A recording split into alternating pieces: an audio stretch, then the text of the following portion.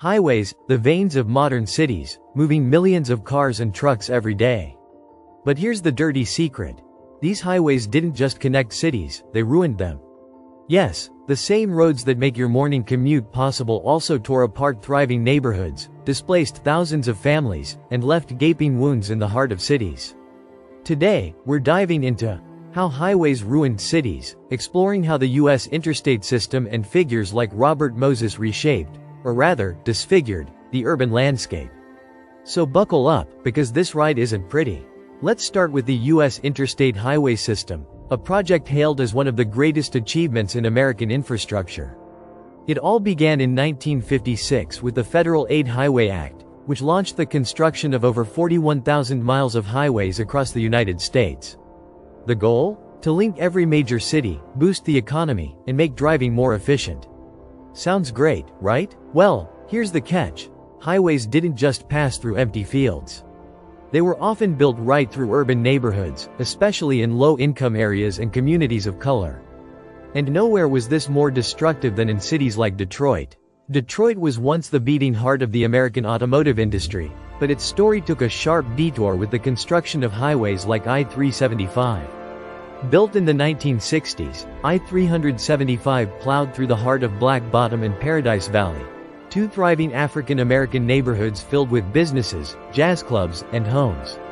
In its place? A concrete scar. The construction of I-375 displaced over 100,000 residents and destroyed nearly 2,800 homes. Black Bottom, once a vibrant cultural hub, was literally bulldozed to make way for a highway that ultimately contributed to Detroit's economic and social decline.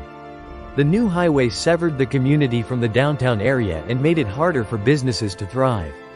But Detroit wasn't alone in this story of urban destruction.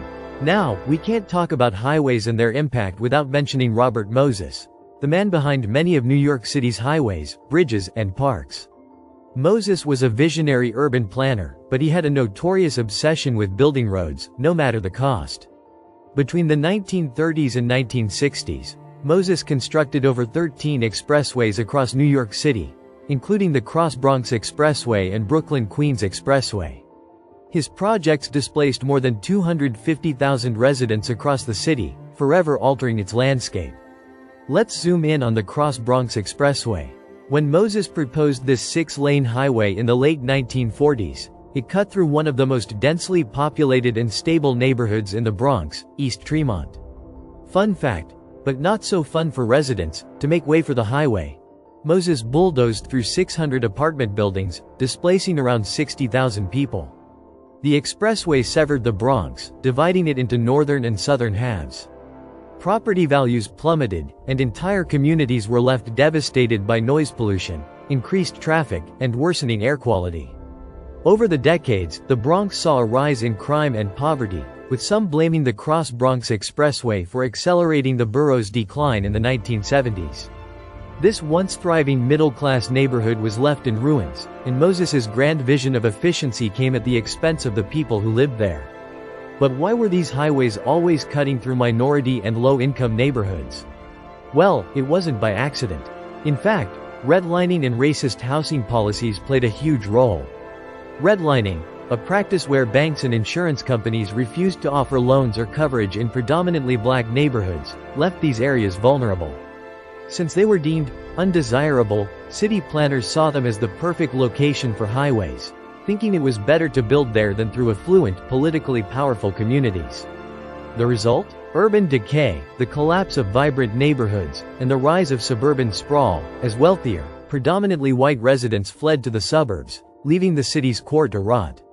Highways were kind of like the original ghosting, except instead of disappearing from a text conversation, people disappeared from entire neighborhoods. Highways didn't just destroy urban neighborhoods, they fueled the suburban dream.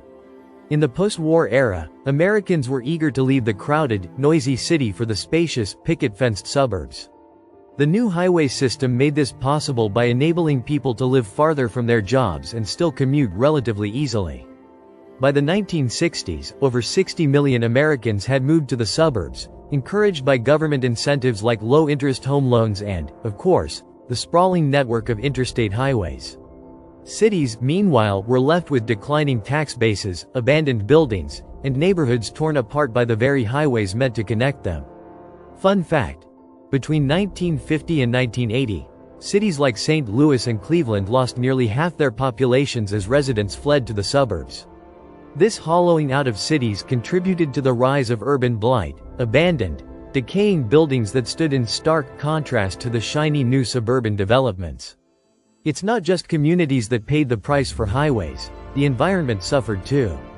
Highways encourage car dependency, which means more traffic, more fuel consumption, and more greenhouse gas emissions. In fact, transportation is responsible for nearly 30% of all U.S. carbon emissions, with highways playing a major role. Moreover, the construction of highways often led to the destruction of natural habitats and green spaces. For example, when Interstate 5 was built along the west coast, it cut through wetlands, forests, and wildlife habitats, leaving a trail of ecological damage in its wake. So, after all this damage, is there any hope for our cities? Well, some cities are starting to recognize the havoc highways have wreaked and are working to undo the damage. Take San Francisco, for example. After the 1989 Loma Prieta earthquake damaged the Embarcadero Freeway, the city decided not to rebuild it. Instead, they replaced it with a beautiful waterfront boulevard and public spaces, reconnecting the city with its bay. Property values shot up, tourism increased, and the area became one of San Francisco's most vibrant neighborhoods. Another example is Rochester, New York, which removed a portion of its inner loop highway in 2017. By filling in the road and replacing it with housing, bike lanes, and pedestrian paths, the city was able to revitalize the downtown area and promote sustainable urban living. Highways were built to bring us together, but they ended up tearing many communities apart.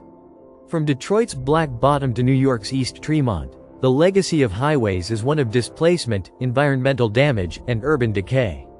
But it doesn't have to stay this way. Cities around the world are rethinking their relationship with highways, focusing on public transit, walkability, and reconnecting neighborhoods that were once divided. The secret to a healthy city isn't more highways, it's more human-centered design. After all, cities are for people, not cars.